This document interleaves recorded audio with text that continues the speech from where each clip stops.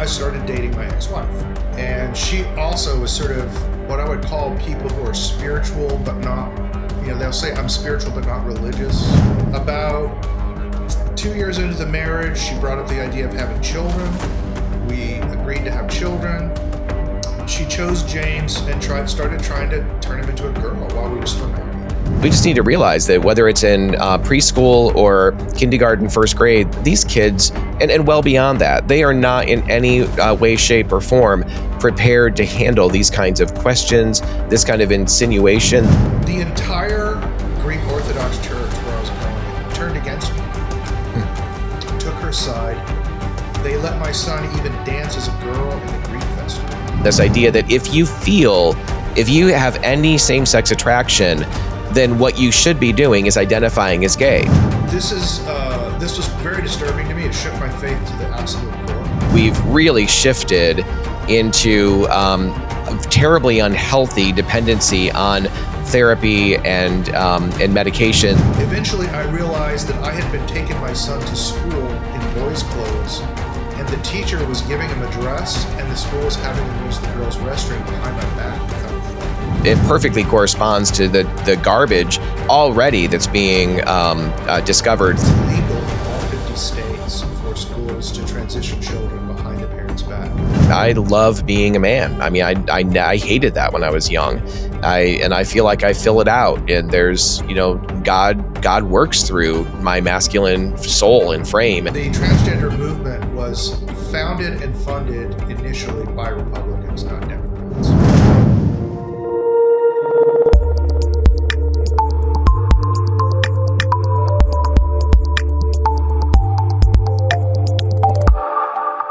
Well, hey, friends, thanks so much for tuning in to another episode of the Love and Truth Network podcast. Whether you tune in through Love and Truth Network directly or through Transforming Congregations, we are so glad that you're here for this really important episode. I'm really grateful and honored to have Jeff Younger with us for this episode and looking forward to you hearing from him. Jeff is going to be sharing some of his own faith journey story, but then some of you may be aware that his name may sound familiar because there's been a lot out there on social media. Frankly, there should be more out there in terms of what has been going on in his family situation with his son over the last number of months, maybe year or two even. And so Jeff is going to just open up and share with us again a little bit about his own story. We'll do some dialogue around that, but really the other story we want to get into is what's been going on with his family. So Jeff, thanks so much for jumping in here and joining us on this episode. Happy to be here. Thanks for having me. Yeah, absolutely. Well, we would love to hear just whether it's 10, 15 minutes or whatever of your personal story of coming to faith and what life was like a little bit before then and that kind of thing. Well, I was raised a Baptist. Me too. But, going out into the world, I grew up in the 80s during like the punk rock scene. And the anarchy scene and all that stuff. And for most of my life, I was an atheist. Yeah. And God forgive me, I know that my persuasive abilities were used to turn many people away from the church. I know that for a fact. So I'll be held to account for that undoubtedly. When I got past 9/11, about 2004, I got a letter from the United States Marine Corps saying that I was going to lose all my education benefits because there's a time limit on the new GI Bill, which I didn't know that there was a time limit. I thought, when I retire at 60, I'll go to college or something, because I never went to college because I was making over $200K a year in my 20s and the 80s. Wow. I came out from the Marine Corps with very marketable technology skills. Wow. So I never went to college. It would have been silly for me to actually go to college. So Charlie Kirk would agree with you, I'm sure. Yeah, that's right. Well, I had a business in Hong Kong and I got this communication, and my father had 2 heart attacks and he lived in Dallas, Texas. And so I moved back to Dallas, Texas because nobody in my family would take care of him. So I took care of him until he passed away. Mm-hmm. And during that time, I looked around since I was sort of trapped in Dallas for a school, and I found a liberal arts school. And I chose it because I wanted to study mathematics, and they had 2 logicians on staff. And you'd be hard pressed to find a single logician at even some of the best universities in America. So I just was there at a very auspicious timing for me. So I studied philosophy and mathematics there. And the school is called the University of Dallas. And it's a Catholic university. And you have to do a semester in Rome. So I had to go to Rome and, you get the Vatican tour and all this stuff. And I remember standing in the Vatican, and one of the professor emeritus there who took a shining to me, because basically they treated me like professors because I was like 35 amongst all these 18-year-olds. Okay. And so he said, well, so you've been going to the University of Dallas for a while. We're a Catholic university. Here you are in the Vatican. What do you think about the Vatican? What do you see? And I said, well, I see an immense monument to Christ built on the backs of German war widows who are paying penitences to get their husbands out of purgatory. And it humbled him a little bit. And he said, that's actually how it was built. And he said, well, are you going to convert to Catholicism? And I said, well, you've convinced me of the sacramental nature of the church. I buy into apostolic succession, buy into all these things, but I don't buy into the idea of created grace or papal infallibility. I don't even buy into papal supremacy. And I said, I've read the canons of the councils and it's not there. And he said, well, you know what? Just go be Orthodox because that's what you are anyway. And so I didn't even know what Orthodoxy really was. So right.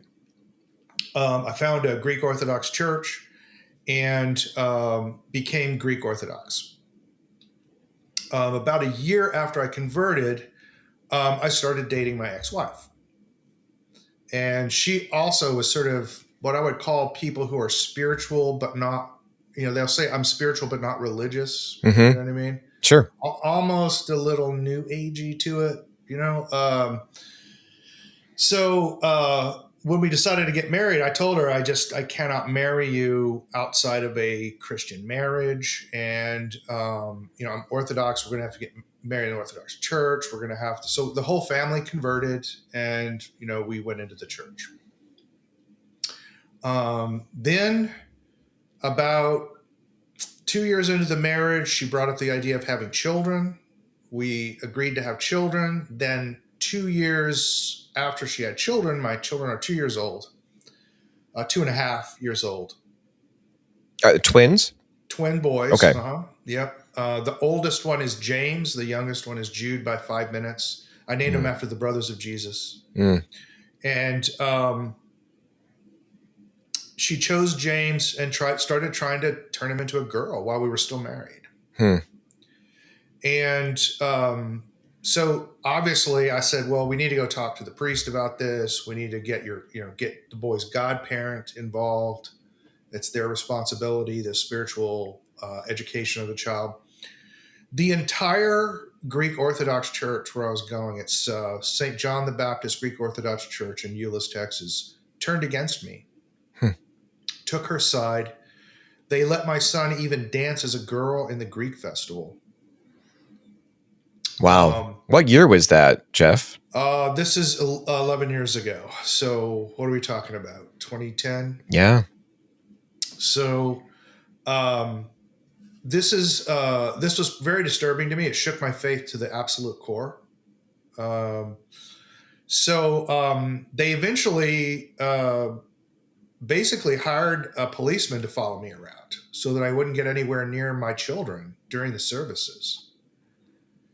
And kind of just drove me completely out of the parish. So I wound up going to an Antiochian Orthodox church, which is near me. And then we went into this massive legal battle. A custody evaluator lied to the court, and in his report said that my ex-wife was not trying to transition my son to a girl. He lied. And he said that I had made a false accusation. And on that basis, the court gave me less than standard possession time with my son. And so he knew from her that she was actually, and from you obviously, but he knew that she was actually in the process of attempting to transition him. And I showed him video. Okay. Your listeners can go out to YouTube and search for Mommy Says I'm a Girl. That's the first iPhone video I ever took. And it's my son telling me that his mom is teaching him that he's a girl, and he believes it. It went viral because especially people in Eastern Europe who are Orthodox have this vision of Texas as kind of a highly religious Bible Belt state. Well, I think the other states feel the same way about Yes, Texas. Yeah, you're right. And so they just could not understand how this could happen in Texas. Like, it just didn't make sense to them. So it just went viral worldwide. So you can go find that video. That's the video I showed him. And he lied to the court. So I got basically 7 days a month with my kids, you know? Well, after the divorce, she ramps up this transition. She socially transitions him and starts presenting him to the world as a girl. Eventually, I realized that I had been taking my son to school in boys' clothes, and the teacher was giving him a dress, and the school was having him use the girls' restroom behind my back without informing me. Well, and Jeff, again, I just want to, I know I've already asked this question, but I just want to kind of highlight this and underscore it. So at this point, so you said about 11 years ago, so in 2013, 2014, right. And so when all of this is going on, when this began, it sounds like he was around 2.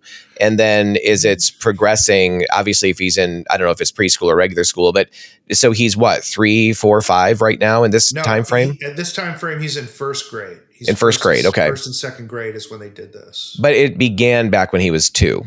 Yes, that's right. In fact, the video that you find on YouTube is my son just past his 3rd birthday. Okay. Yeah.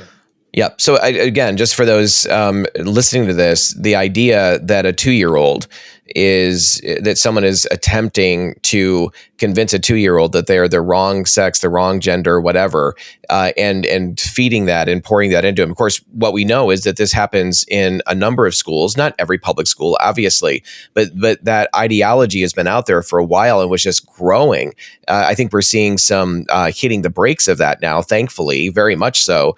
But it's still out there, and kids, we just need to realize that whether it's in preschool or kindergarten, first grade, these kids, and well beyond that, they are not in any way, shape, or form prepared to handle these kinds of questions, this kind of insinuation that it's even possible for them to be the wrong sex of some kind. So anyway, I just, again, want to just underscore just how young your son was when it began, and when it's kind of ramping up, still how young he was. Sorry, Jeff, go ahead and jump in. No, that's right. And one important thing for your audience to know is that it's legal in all 50 states for schools to transition children behind the parent's back. And we can talk about the legal reasons why, later on. And that was very shocking to me because I went through the entire grievance process with the school and tried to go to court, but there's no basis. It's perfectly legal. Well, I do want to come back to that. I'm just jotting that down right now. I want to come back to that because a lot of people, including myself, believe that California and there's Illinois, I think, and there's a handful of other states, maybe Minnesota, that actually, I think they've put additional laws on the books that can emancipate children from their parents and those kinds of things. But we oftentimes think, oh, those are the states that are doing this kind of thing. But so I just want to spend some more time on that. We can come back to that though a little bit later. Definitely. So that ramping up that she did led to another trial that happened in 2019. So we had a trial in 2017 for the divorce, then we had a trial in 2019. At that 2019 trial, the issue of transitioning James to a girl was the prime issue in the trial, whereas they had lied before. We got the top experts really in transgender medicine on both sides of the issue. We had Johanna Olsen Kennedy, who runs the largest gender clinic in America in LA County, who's now my son's physician, came in, was an expert witness. I brought in Dr. Levine, who started the first transgender clinic in America in 1974. Out of Johns Hopkins? Yes. Yep. Yes. And Levine, they shut their clinic down after 4 years because the data showed very clearly that it was harming patients. It was Paul McHugh that really shut that down, right? Back in the day. That's correct. Yeah. And Levine was the one who held the grants, and he's the one who got the NIH to cancel them, And so he was an expert witness, and he just destroyed the other side. There was a deposition that I conducted where I asked their expert, Johanna Olsen Kennedy, one question. And this question caused them to not use her at trial. I asked her this simple question. What is your medical justification for amputating healthy body parts from children?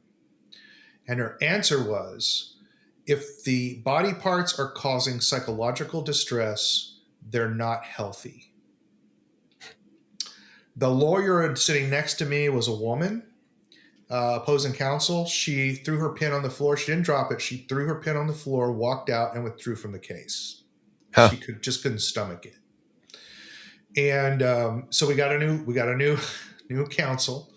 So we go to trial. I win the case. I get 50-50 custody, no child support. But most importantly, the judge gave me exactly what I asked for: a check on all medical procedures, so I could stop these things. Mm-hmm.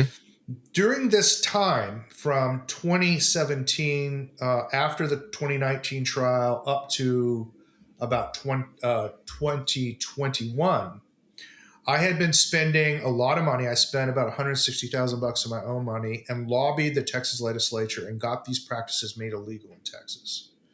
I wrote the bill, but they took 3 key sentences out of the bill. And those 3 sentences would have classified these procedures as felony child sexual abuse, which in Texas is life in prison. This session, we're actually going to make it a death offense. So that would have prevented my son from traveling to California if those 3 sentences had been in there. And those 3 sentences were removed by Republicans in the Texas House. Yep. And some of the things that I found out about how this works in the Republican Party, we can talk about. And so you might want to write this down.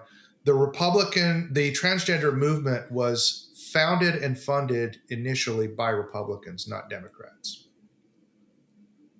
And that is a shocking fact that I discovered. Yep. And I'll point you to some online resources as well where you can prove that, because many of your listeners are not going to believe that. Right. So I fought with, and I got into, it's a 6-year battle. I fought with the legislature and the governor. I made them sign that bill. They did not even want to have a bill, but I made them do it. At one point, they were getting so many phone calls on my bill that we were shutting their phones down. They had to spend $250,000 to buy a new phone trunk. So what you were doing in terms of the way that you made them do that is you were raising public awareness, and they were getting blown out of the water in terms of just Completely. And what Republicans have been very good at is raising awareness. But what I did was quite different. I raised awareness, but I also organized. Mm-hmm. And I took a page out of the Democrat playbook, because during that period, I also ran for office because they wouldn't pass my bill. So I said, well, then I'll go into the House and I'll introduce it myself. And so I ran for office. Before I did that, I actually went to a Democrat organizing meeting in Dallas County and told them that I was a Republican, but I was becoming a Democrat because I'd become a liberal. And I walked up to this, just to give you the difference, but you go to a Republican club and you have a charismatic speaker and then you have a cocktail soiree. That's what they are every time you go to a Republican club. I go to this Democrat club. First of all, it was in the middle of the day, which I thought was odd. I went in a suit like I would in a Republican club. That was a mistake. But I show up at this gymnasium. I didn't know it was a gymnasium. There's a bunch of ladies at these tables with this kind of short lesbian hair that Democrat women wear.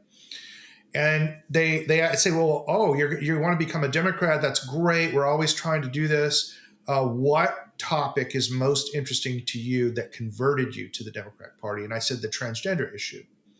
And they gave me a card and said, go to table 6.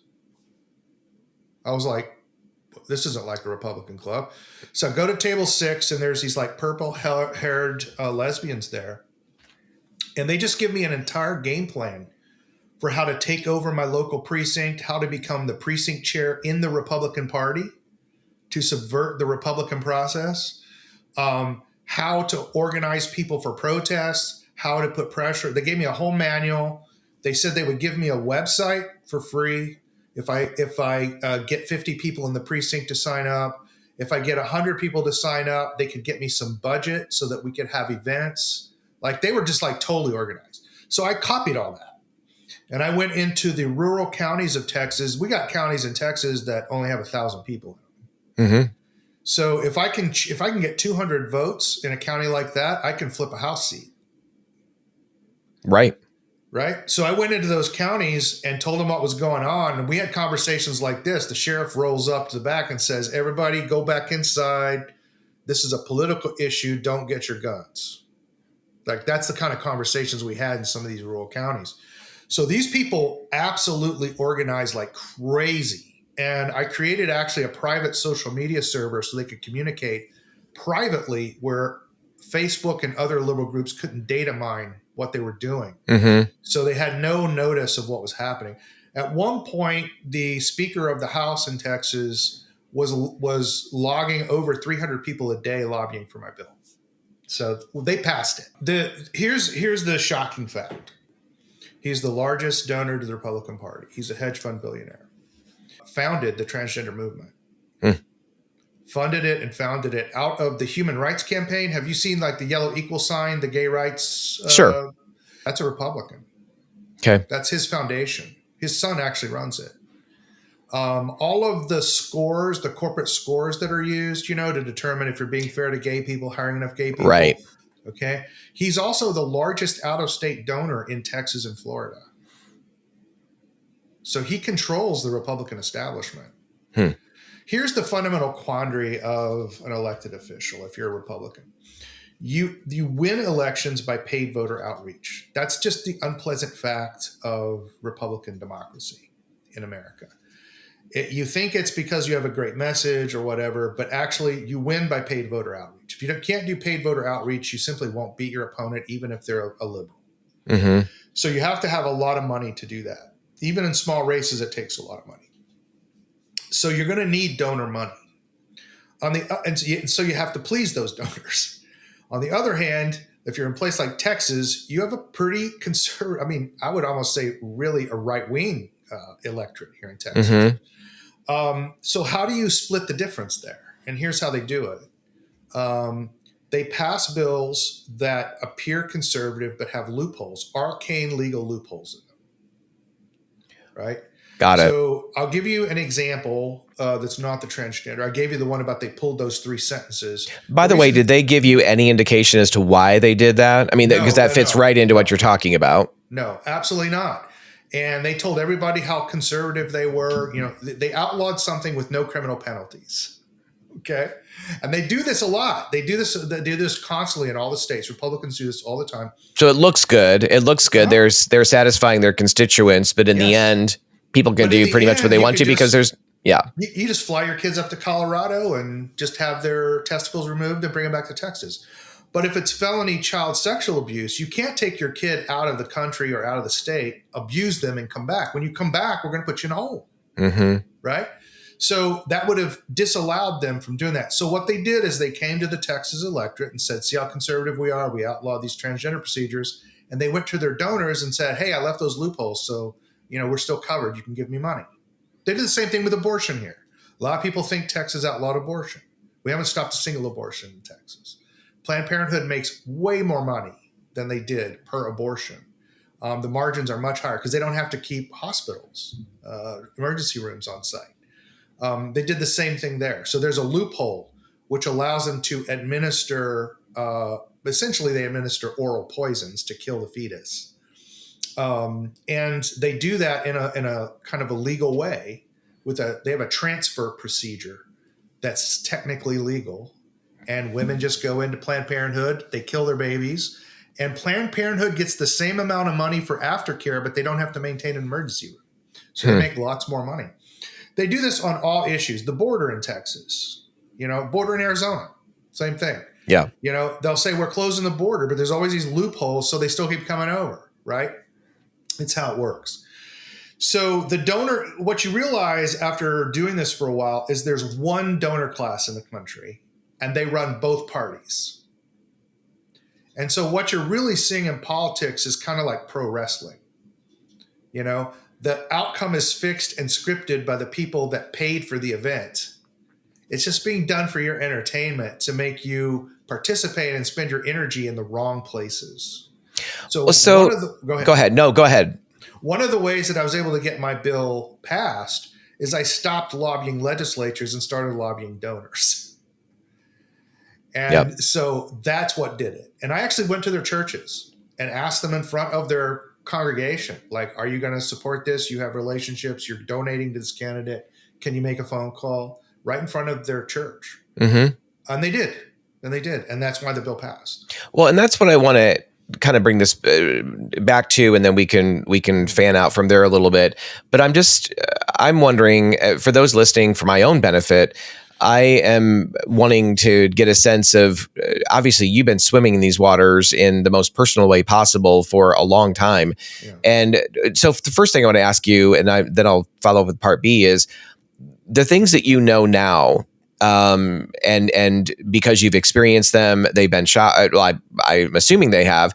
Did these things kind of floor you? I mean, did you think it was something that things were different? What's that? I mean, it blew me away. Okay.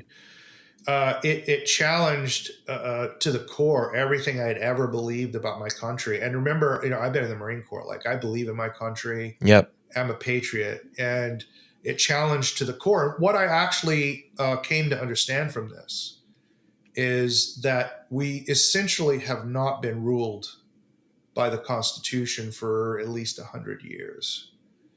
That we were essentially taken over by a giant bureaucracy under FDR, basically. It really started under Wilson, but and you could argue there was some hintings of it during the Gilded Age in the late 1800s.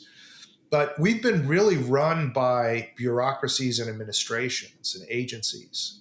We've not been ruled by our elected officials. In fact, in all the states they do this, and the federal Congress they do this, they delegate to agencies rulemaking authority. If you think about what that means, is they're delegating the right to make laws to unelected people. Yep. And there's no way to challenge them. You can't really, like the Health and Human Services was promoting transgenderism in Texas, there's this like 15-year legal process I have to go through before I can get to a court. I have to go through their administrative legal process. Yeah. Right, within their administration before I can ever get to a court with a jury. And most people just can't do that. And plus it slows everything down. It's like 10, 15 years to do this, right?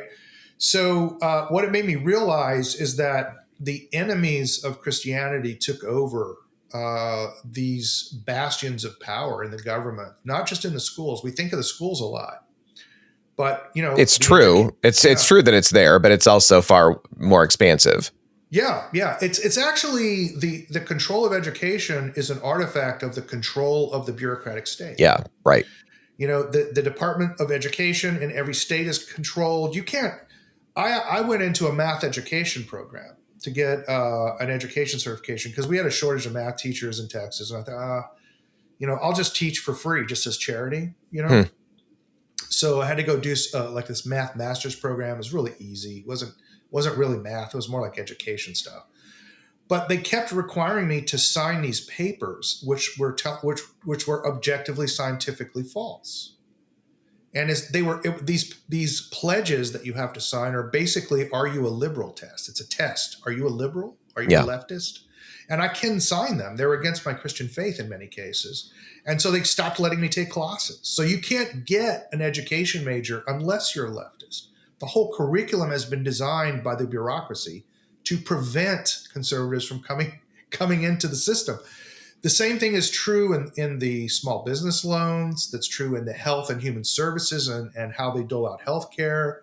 Welfare systems are all done that way. Business licensing is all done this way. So they control these levers of power in your everyday life, and you don't realize it. And I didn't realize it until I started having to deal with these counselors, Like, I've got this counselor teaching my son that he's a girl, a court-appointed counselor. So I go, well, let me go to the counseling governing body, the Texas Psychological Association. And they're all leftists, and they're telling me I'm crazy and a bigot. I couldn't believe it, And so this is one of the things that's very encouraging about the Trump administration. They seem to understand that the center of gravity of the anti-Christian administrative state is in the agencies. Well, for sure. It seems that way. I was just going to say a moment ago that everything that you're talking about, I think to even to people who are probably, quite conservative listening to Yes. this podcast and these kinds of topics, I would imagine that even a number of them might feel like, come on, Jeff, this really, talk about conspiracy theories. I mean, it seems like you're really unpacking some stuff that doesn't make a lot of sense, but it perfectly corresponds to what is being uncovered in just 30 days or 31 days or whatever it's been.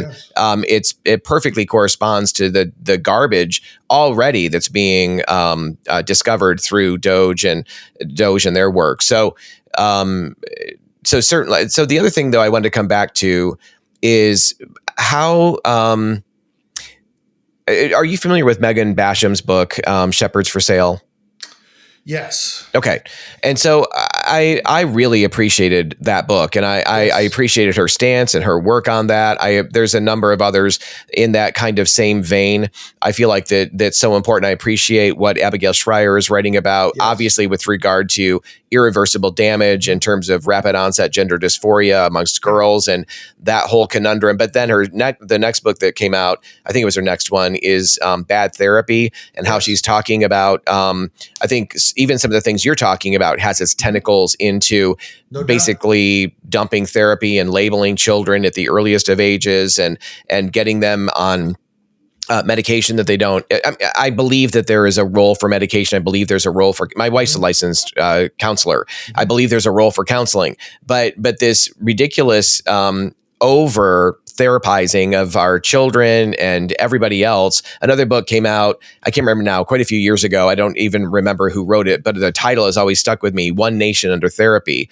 And I just feel like we've really shifted into terribly unhealthy dependency on therapy and medications that don't seem to be producing the desired outcome that you would think they'd be producing. We're more anxious, we're more depressed, more suicidal. I mean, all the things are off the charts, and yet there's more counseling available than ever. So but I feel like there's a huge role that the church needs to play. I mean, at the end of the day, Donald Trump is not our savior. No. Elon Musk is not none of these things are going to save us. I'm grateful for the way that the brakes are getting hit, for the simple acknowledgement of the basic understanding that there's a man, that there are men and women, period. There's two sexes, and gender is the same thing as sex. I mean, all of that is so clarifying. It's sad that we have to clarify it, but it is. But ultimately, I want to come back to where's the role of the church in this? Where's the role of people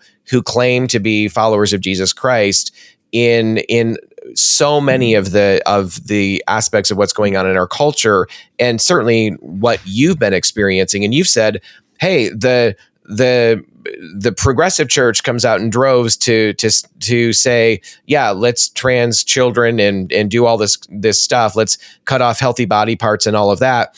But you weren't getting anyone, I don't know about now, but you weren't getting anyone from conservative, Bible-believing Orthodox churches to come and stand with you on these issues. Can you just kind of speak to that a little bit more? And what is your perspective on the role of the church in these cultural issues? So I've written a number of articles on this, and I'm glad you're getting into this. Most of my interviews don't get into this. This is the fundamental problem. What Trump and these guys are dealing with are the laws. But what backs up the laws is something that in the Western tradition we have come to call the spirit of the laws. Mm-hmm. And the spirit of the laws is the spiritual basis for obedience to the laws, right? Right. And so we have to talk in terms of spiritual things when we talk about the spirit of the laws. I believe that in the 20th century, you could argue that it started a little bit earlier, maybe again in the late Gilded Age. There was a radical redefinition of the human person, and the Christian understanding of what a human person is was radically changed. Mm-hmm. Let me illustrate this first from a story, and then I'll give you some explanation, and then I'll give you two book sources to go to. Great. I had an NBC producer who was trying to get access to interview me and my sons together, which I never let my sons go on camera. But he tried and tried. He actually flew down to Dallas and kind of courted me for a while, kind of pestered me, really. Eventually, he got me out to dinner on a Saturday evening. And he said, Jeff, you're a Christian. And I said, yeah, I'm Orthodox Christian. And he said, can I go to church with you tomorrow? And I said, sure. I'll pick you up from the hotel. Let's do, I usually do Orthros and then the liturgy, but I'll pick you up just for the liturgy. Wear comfortable shoes. We're Orthodox. We stand up a lot, that kind of stuff. And then, I think he was wearing a hidden recorder. I think he was trying to get me on, on a kind of a gotcha tape. And he said, but I'm gay. And I said, well, hey, we're all sinners, man. So you just do what we do. When the ecclesiastical day starts at sundown, do your best to refrain from all sins until after the church service. Like, just try for that period of time. It's like just half a day, try not to sin. I said, I'm going to try when I step out of the aisle and walk up to take communion. I'm going to try not to sin just from the walk from the pew to the chalice. I've never successfully done it. Like, it's hard not to sin, right? Just try not to sin. And he said, try not to sin. He said, but I'm gay. I couldn't be who I really am. And I said, well, that's the difference. I think your sexual activities are behaviors. They're not an identity. And so you think you're a biological computer who's been programmed to satisfy largely unconscious desires. And I think you're a soul, an embodied soul, that's worthy of infinite dignity. So why don't you and I have this conversation instead of talking about whether you're gay or not? Because that's where a real disagreement lies. And the guy started crying. Mm-hmm. The guy started crying. That's the difference, actually, between the two divisions in this country. Everybody sort of understands it from a political dimension, and you can see it in policies. There's a definite difference. But the root cause of those differences is a fundamental difference in what they think a person is. That's right. And don't forget that Christianity introduced a unique vision of what a person is and changed the entire world by the introduction of this idea. And it came from the idea of the persons of the Trinity and Christ's perfect human nature. And so what you have, now let me switch gears, and this, I don't want to shock your listeners, but let me try to argue from the other side to give you, again, more insight into how they think. Sure. It's going to sound very perverse. It is perverse, but it's a benevolent way of presenting their position so that you can understand it. Imagine that you believe that the purpose of being a person is to express some innate identity that you have. And that society is really a kind of prison that keeps you from identifying as the kind of person you really want to be. And on top of all that, your sexual identity is the primary core of your personal identity. It's not a behavior. It's the core of your personal identity. So now you're looking upon a child. Say they're like my son, 3 years old. 3-year-old children don't have sexual identities. From their perspective, they see a child suffering in the world because it doesn't have a core identity. The child lacks a core identity. So they impose a sexual identity so the child can then express whatever they want from that core identity. And that's why they believe they're being benevolent when they do this, right? So when we talk to these people, we'll talk about things like behavior, or we talk about identity. We talk about children are too young, or these things. And we're using the same words, but we don't mean the same thing by the words. So we're never really talking about the same thing. Can you illustrate that a little bit? I mean, I think I often say that language has been co-opted, and but in this particular situation, can you just illustrate that? Yeah. So think about it this way. Just think about it when somebody says, I'm gay. They're saying that I have a permanent and immutable characteristic which causes me to have sex with people of the same sex, right? When we say a sexual orientation, we mean an attraction that may change over time. and a voluntary behavior that you engage in that you can refrain from. It's called abstinence. That's right. That you can refrain from. It's perfectly within your volitional control. And they'll say, well, this is genetic. We know there's actually, I'm a working statistician. That's what I do for a living. I've looked at all of the research on this, and we can definitively say that homosexuality is not genetic. Yeah, even Dr. Lisa Diamond admits that. Yeah, it's not genetic.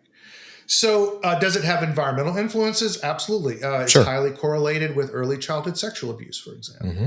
Right? So it definitely has environmental influences. But we also have prison studies which show that people's so-called sexual orientation changes. They go into prison for 20 years, yeah, and they're gay, and they come out and they become immediately heterosexual again, right? So they're using it in a way that it's ontological. Gay is something that you are, mm-hmm. and we're using it in terms of behavior. It's something. So when we say homosexuality and they say homosexuality, we're not actually using the same terms. And so they think that we're making illogical arguments because you couldn't say, we're talking about behaviors. And to them, you say, you can't say that about an identity.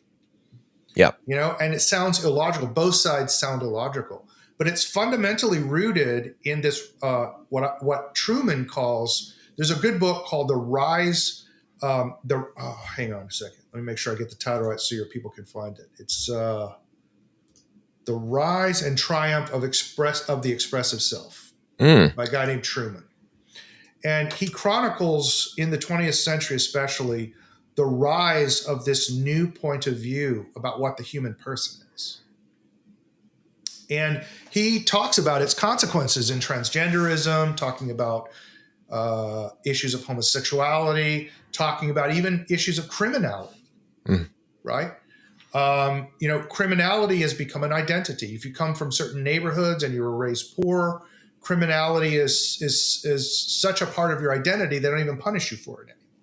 Right. And it also puts you on, some kind of intersectionality chart that makes you a victim to the point that now we're going to actually reverse that on its head and you're going to have privilege, to make up for what you didn't get. So that's right. Yeah. The other thing I just want to touch on a little bit, I don't know to what degree you may or may not know this, or it may be abundantly obvious, but this is also in the Christian world.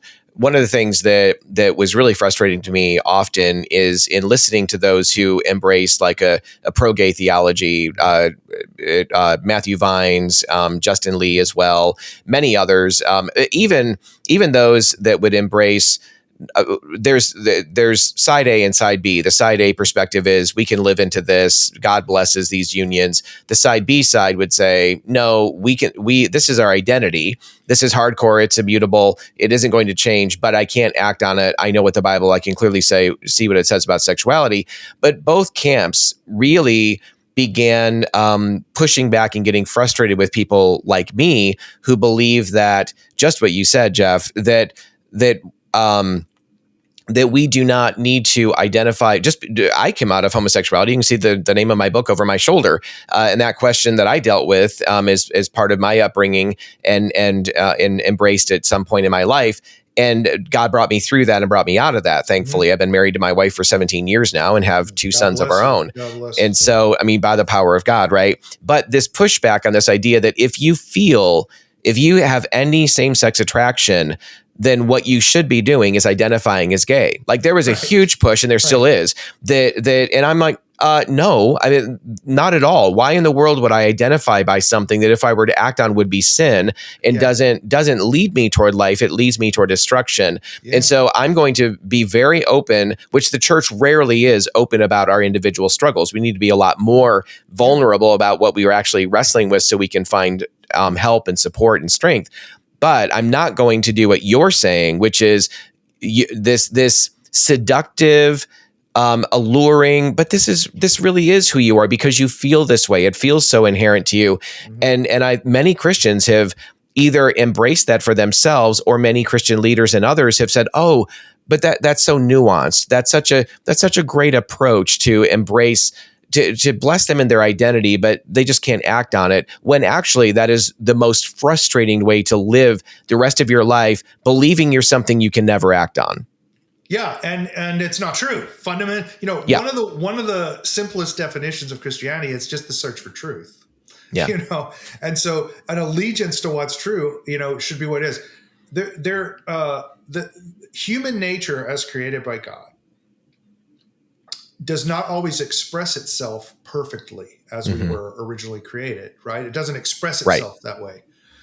But inside of every person, especially inside a Christian, there is an innate aspiration for that perfect human nature that the Holy Spirit gives you. Mm-hmm. The acorn wants to grow into the best and most the strongest and most flourishing oak tree that it possibly can be. Yeah. Its circumstances may not let it do that, right? But built into that little acorn is that kind of purpose to become that tree. All humans have that purpose to flourish through union with God and partake of Christ's perfect human nature. We all want that. We all strive for this. That is the natural state of man, is that striving, right? The unnatural, satanic and deceptive, Satan works by deception. Everybody thinks like, Right. He's going to take over your body and make your hand hit you or hit somebody. It doesn't work that way. Right. He fools you even about yourself. Mm-hmm. He works mainly through deceiving you about yourself, right? That's right. And so this is a form of deception that keeps you from striving and sanctifying yourself to achieve union with God. And so it's frustrating personally, as you said, right? It's like you're having to you feel like you're having to refrain from something that's innate in you, right? But it's even worse. It's frustrating the Holy Spirit's attempt to regenerate you, and sanctify you, right? And people who are Christians and go to church just instinctively, innately understand that, and that in itself is a grave sin. Mm-hmm. Certainly, absolutely is. And then again, coming back kind of full circle to what Megan Basham wrote about in Shepherds for Sale, that I often talk about the three different churches, and broadly speaking, and they're not perfect, but the ones that I kind of grew up in, maybe a little bit of what you grew up in, that very fundamentalist, very rules based. And I'm grateful for the truth that was poured in, but man, I sure would have liked to have had some equal measure of love and compassion and relational connection that really wasn't there a whole lot. But, there's a lot of those kind of churches that didn't want to deal with the mess of what my life later became, or what it even was pretty early on. And there's still plenty of those around, but I think it's fewer by percentage. But now the pendulum has swung so far in the other direction that we have so many churches now that will bless and affirm, anything or many things when it comes to LGBTQ or sexual perversion and identity confusion and all of that, calling it good. And then there's a bunch of churches kind of in the midst, believing what's true, but not knowing how to actively. That's why our ministry exists, actually, is for those churches to help them understand how, not just in the LGBT space, but in the far bigger heterosexual brokenness space within the church, that we can actually help people find genuine freedom and genuine help and support to live out the calling that God has put on their lives. Each of us as believers have an eternal purpose and calling on our lives, and we are meant to live in a sense of belonging with one another. And so often we only experience a very tepid reality of those two things, this eternal calling and being able to partner with God in this amazing kind of way. And yet we're so wrapped up in all this garbage and confusion in the world, and it's made its way into the church as well. So bringing clarity to that and speaking the scriptures over those issues and giving a way forward is really so much of what our ministry is even about and why we exist. But that's great, because there's just not enough of this. Like one of the insights I had from just years of Bible reading in church is we have metaphors. We think in analogies. even the way we read the Old Testament properly, we read the Old Testament from the lens of the New Testament. So the Old Testament, represents types of what's to come. It's the foreshadowing of the fulfillment. We don't read the Old Testament and then interpret the New Testament in terms of the Old Testament. We do it the other way around. Yes. So similarly, I think people do this in their own churches, in their own lives. I think the best analogy or metaphor that I have come across, at least for me, is the image of the church as a hospital rather than a court of law. Exactly. Yes. Yeah. And it makes sense. Then the world makes a lot of sense actually after that, because you're like, okay, you expect to find sick people in hospitals. Yeah. That's not surprising. And not all medicines, even though you have two sick people with the same ailment, they don't necessarily respond the same way to the same medicines. Mm-hmm. People need different medicines for different times. And that's why we say in Orthodoxy, the dogmas of the church are medicines. But even the dogmas of the church can be harmful for some people. Mm-hmm. You have to be careful. There's an old saying from St. Ephrem which says, what is the truth? Whatever gets you to heaven. That's what it is. Yeah. Because what gets you to heaven has to be true.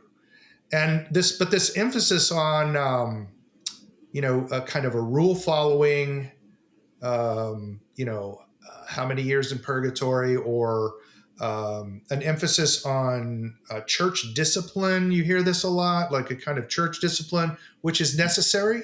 Yeah, which is definitely necessary. Mm-hmm. Some people, as Paul said, have to be turned over to Satan for the salvation of their soul. That's definitely true. But a lot of times people need these spiritual medicines. I'm going to give you an example. So I do agree with you. I think we should talk more about our struggles. And I think the practices of the early church of doing public confessions was just that. Mm-hmm. So here's one that I confessed some time ago. I was working in Austin, Texas, and I was working with a woman who I was very attracted to, just unreasonably attracted to, schoolboy level of attraction. So I confessed, all kinds of impure thoughts. I never really acted on it, but, impure thoughts to my confessor. And he said, the wages of sin are death. Do you understand that? He said, do you understand that the wages of sin is eternal death?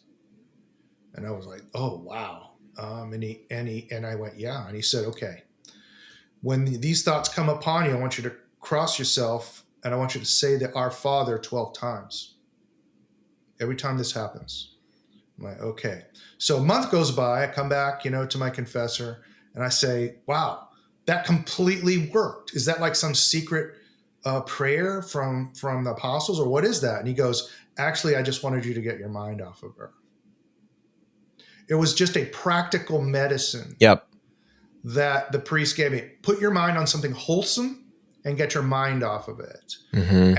And honestly, I have found in my own life and with other people and with my own sons, when they're tempted to sinful behavior, the best medicine is usually simply to ignore it and move on.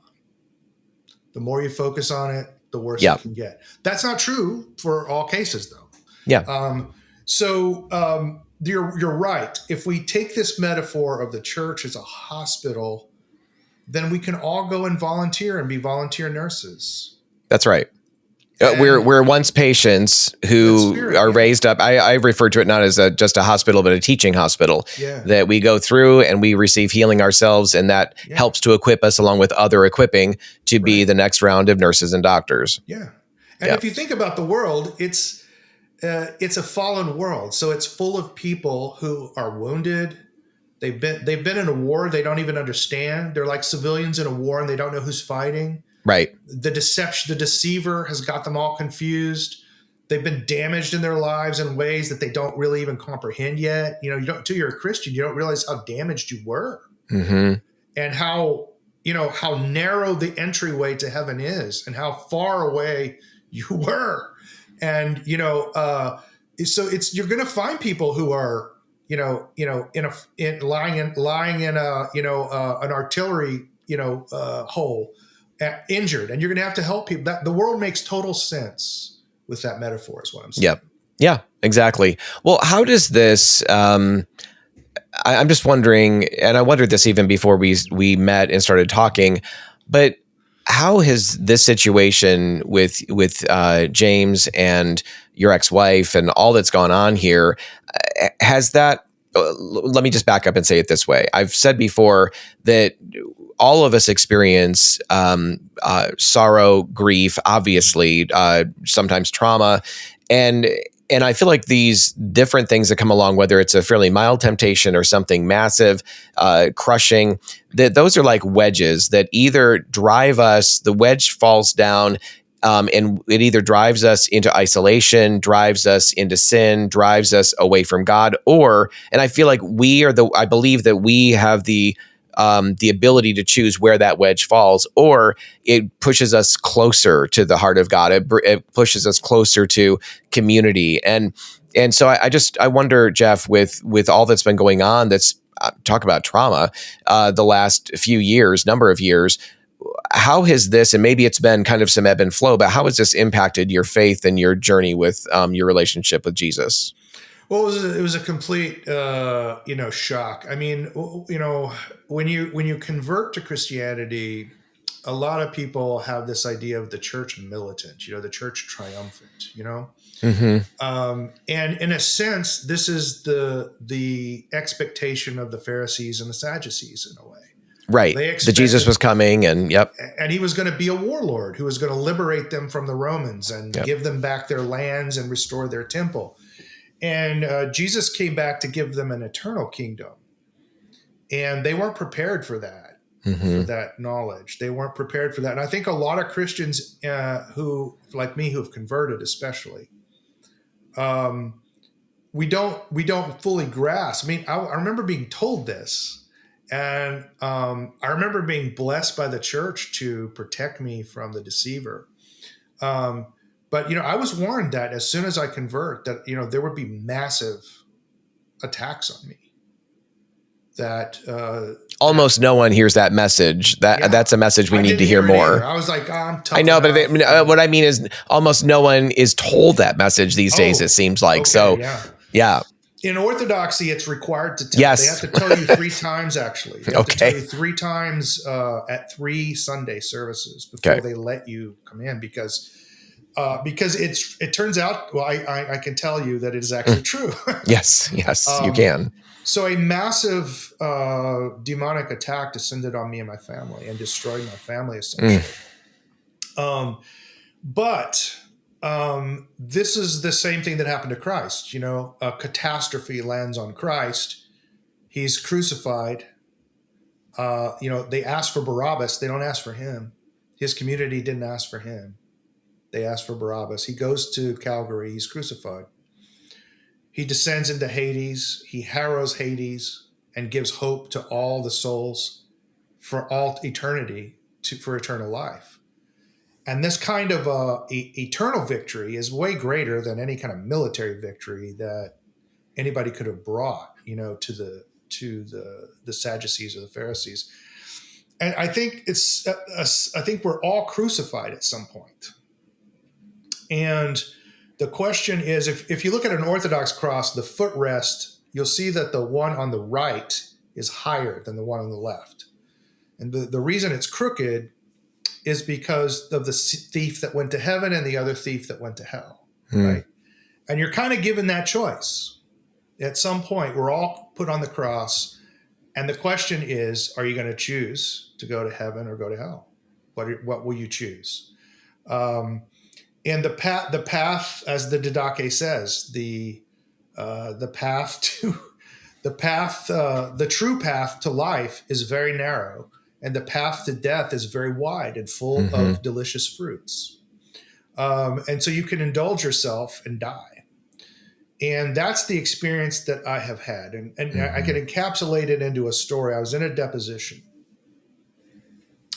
and opposing counsel was telling me all these horrible things that were going to happen to my son. They're going to remove his penis. He's just going to have a hole there.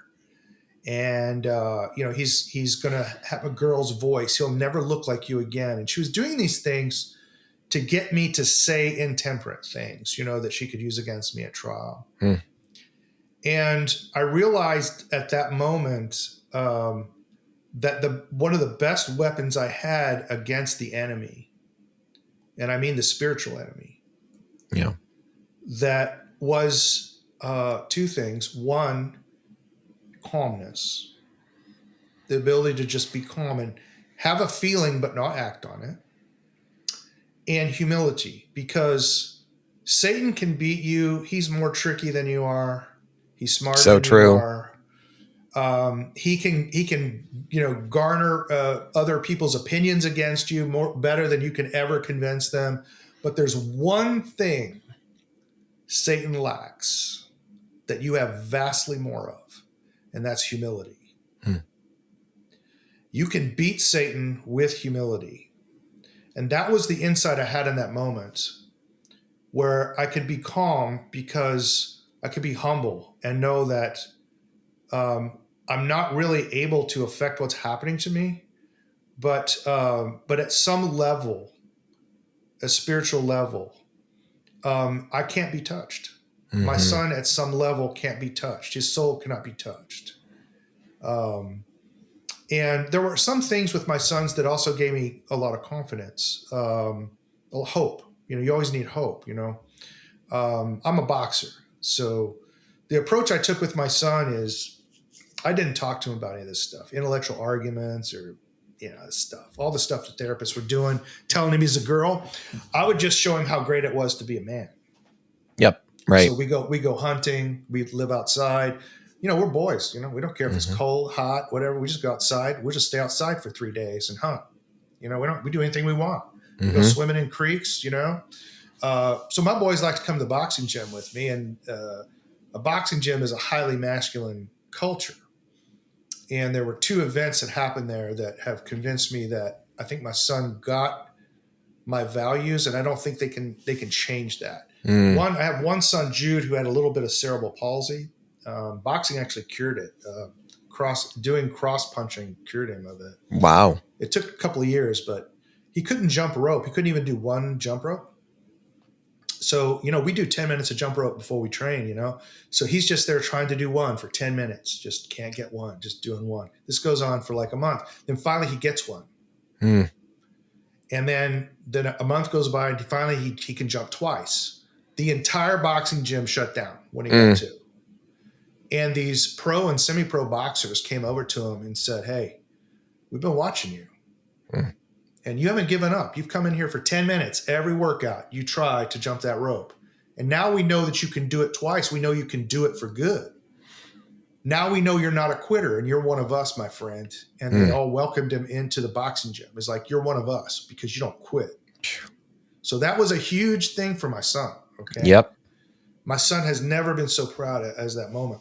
And then they had never really seen a boxing match where 2 men are actually trying to put the hurt on one another. So I arranged an exhibition match, and I thought it was just going to be an amateur boxer like me, but the guy turned out to be this semi-pro guy, 6'5". And we're only going to do 3 rounds, 3-minute rounds. In the first round, this guy puts a world of hurt on me, man. He winds up getting a liver shot, and he just drops me and I thought, oh, great, my kids are going to see me get TKO'd in the first round, And so I'm on the ground. I'm trying to it's kind of involuntary when you get a liver shot. You can't uncurl from the fetal position. It's like a reflex action. Yeah. So it's not that you fall. You just curl in the fetal position. You can't get up. So my son, James, comes over and says, "Dad, it hurts just as bad on the ground as it does standing up. You might as well fight." Wow. And it made me laugh, and it made the referee laugh, and my opponent laughed. And so I got the longest 10 count in history. Then I got the longest standing 8 count in history. And then we finished the match. And I did a lot better afterwards. I think the guy took it easy on me. Yeah. And so I realized, oh man, my boys have my values. I don't think she can run that out of them at a certain point. I mean, I think when you get that at that age and it expresses itself that way, I don't know that she can change it. So I've always had hope. Yeah. And so if I have hope and humility, I don't think the enemy can hurt me or hurt my boys. Yeah. Yeah. Well, that's powerful. I mean, you sharing about those guys coming around, I just want to, I the audience has heard a number of times my story of that stone of remembrance of my life of when in my mid 30s, for the first time ever, Christian men heard my story and gathered around me and welcomed me and told me they were glad that I was there and I belonged with them. Well, I'd never heard that, from any except the LGBT community, for all kinds of different reasons. And so that was the beginning really of what I often refer to within me, like that acorn of masculinity. You referenced it earlier, beginning that my dad didn't know how to activate, didn't know that there was a need to activate it. And really God used in my mid 30s, used this group of Christian guys who didn't have a clue of what they were doing, just, to begin to activate that seed of masculinity until it has grown into, I'm small in stature, but I love being a man. I hated that when I was young. I feel like I fill it out, and there's, God works through my masculine soul and frame. And, in terms of being a spiritual father and a biological father and having something to give away to my wife, and that God created us to give away as men and as women, back again. So anyway, the beauty of God's design is just, in one way, it's so profoundly simple, and yet in another way, it's deeply profound and unsearchable and unscrutable. But the enemy, like you said, he does use deception. He doesn't. He can't control us, but there's a deception. If we believe what he's saying is true, then it's as good as if it is in terms of how we act. And but also he takes God's good and created order and turns it into chaos. And that's a lot of what obviously is being experienced here. Where do things, as we wrap up, Jeff, I just really appreciate, I was going to say James, that's your son's name, but as we wrap up, it's a good name. Yeah. What is kind of going on right now? I mean, what in terms of where you are and your boys, James in particular, the courts, all of that is, what can you share with us there?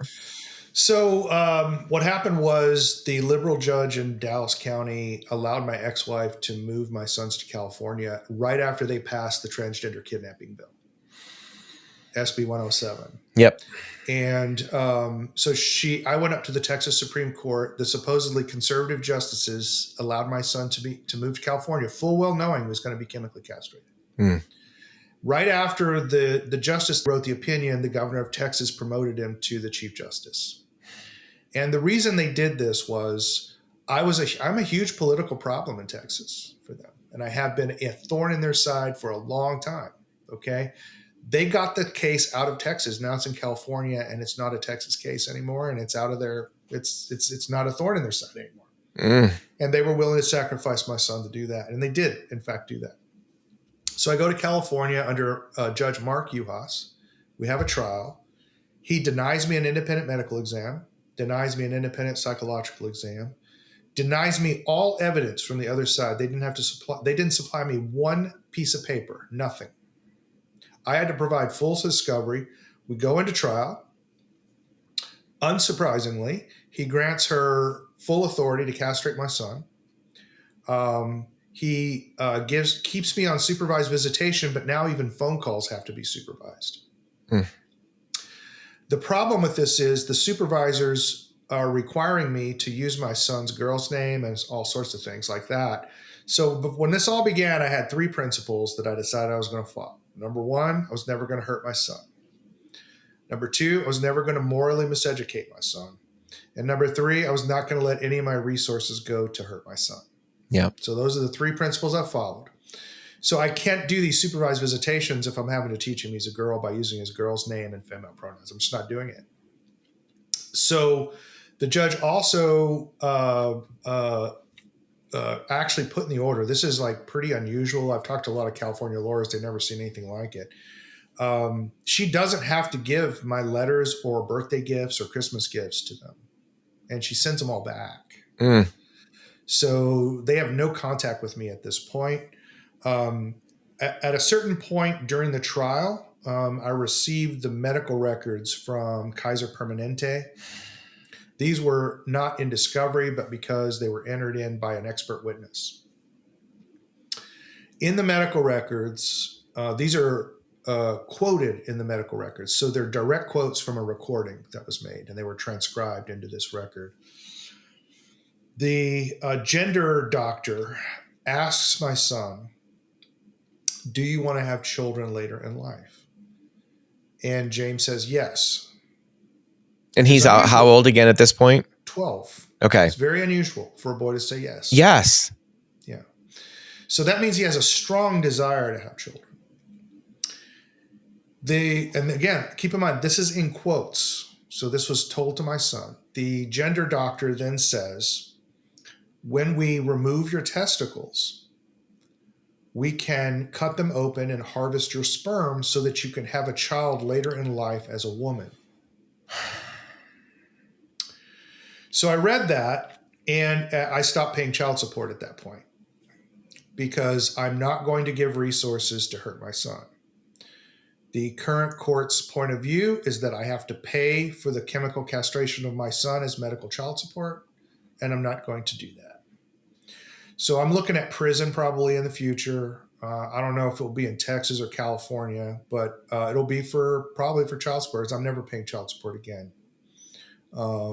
And so that's kind of where we are. I'm going up on appeal right now because there were so many trial irregularities. The fact that I didn't get discovery, the fact that I was denied an independent medical exam, that the appellate court, if I make it into the appellate court, it will definitely have to overturn this. We'll have another trial. The appellate court has given me the runaround.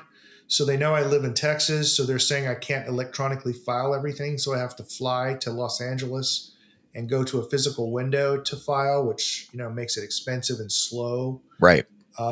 They're refusing to file paperwork when there was a word that was misspelled. It had two letters that were transposed, and they refused to accept the filing, even though the court rules are very clear that if you can tell what the word is, you're supposed to allow it. So they're just using any trick they can to keep me from filing. But I'm going to do it, and eventually I'll wind up at the California Supreme Court. And I will probably wind up in federal court eventually. I'm not going to stop fighting until my son's 18. And he's owed everything I have, and he's going to get that.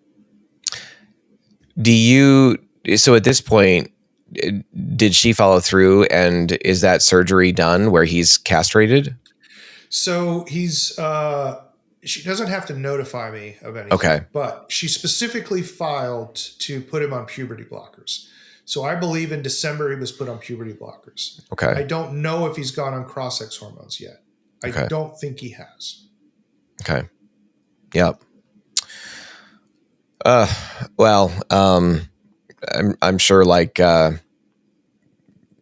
myself, those listening or viewing this are heartbroken, Jeff, for you and for your son, really your sons. I mean, my guess is, but I'm going to ask you directly. I would think you probably would love to have full custody of your boys, right? Oh yeah, absolutely. Yeah. I mean, I still think if I just get them involved in being a man, they're just going to turn into normal guys. Mm-hmm. Yeah.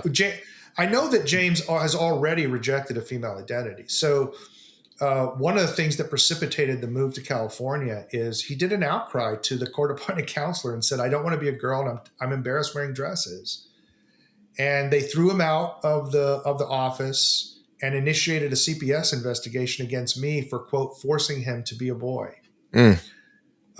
So he already was responding to just simply hanging out with guys and being a guy. Yep. So if I could just get 50-50 time with my son, he would reject a female identity. Yeah. Yep.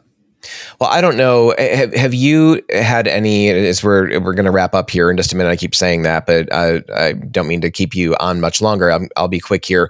Okay. Have you had much personal interaction? Like I'm thinking of a friend of mine, someone who we've had on this podcast, who had actually in adult confusion embraced this idea that he was in the wrong body, and he went down this whole pathway. He's had top and bottom surgery, was on cross-sex hormones for a long time, but really through God's intervention and an encounter with him, his eyes were completely open. He's like, "What on earth have I done to myself?" He's returned fully, but there's no fully bodily, but he is his soul. I mean, who he is, he's done everything he can to return back to how God created him. And he's fully embraced that again and is living out his life as a man.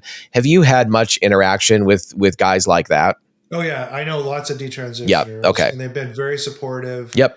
My sons have even met detransitioners. So 100%. Yep. And, I know detransitioners that partake in the full life of the church. Yep. Yeah, no problem. That's right. My friend does too. So, well, hey, Jeff, can I just, before we wrap up here, can we just pray for your situation? And I just want to invite anybody else. This is recorded, but as you're listening to this, viewing this, I just want to encourage you as we're going into prayer here. This will have already been prayed by us, but would you just join us in praying for Jeff and for his boys and for this whole situation, that God is not, his hand is not held back from being able to do what he desires to do. And we don't even know the complex ways in which, why God is holding back to this point in some ways, but I believe he has some powerful things down the road. So Jesus, we come to you and we ask you to move and intervene.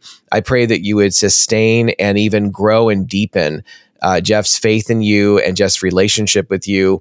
And Father, we pray that you would break through. Thank you that Jesus, when you showed up after your resurrection to your disciples, you just stepped into the room, the doors were closed. You are not impeded in any way in coming into the life of these boys.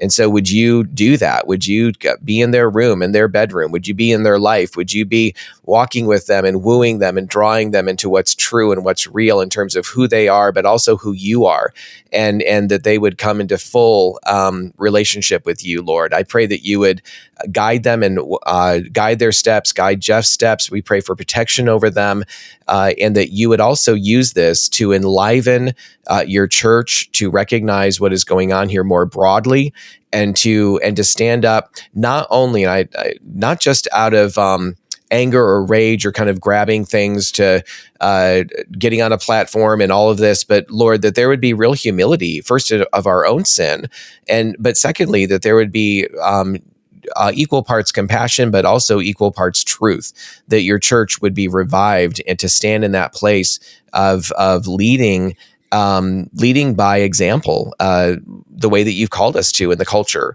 And so would you just bless Jeff and his boys, I pray, and bring about something that, again, we cannot even imagine ourselves, but we know that you are not limited in bringing about incredibly wholesome things out of this brokenness. You do it all the time, Lord. You're fully able to do that. We just give this to you in Jesus' name. Amen. We so appreciate the time you've just invested with us in our Transforming Congregations podcast. To join us for future podcasts, dial into transformingcongregations.org/podcast, and we look forward to seeing you in a future podcast.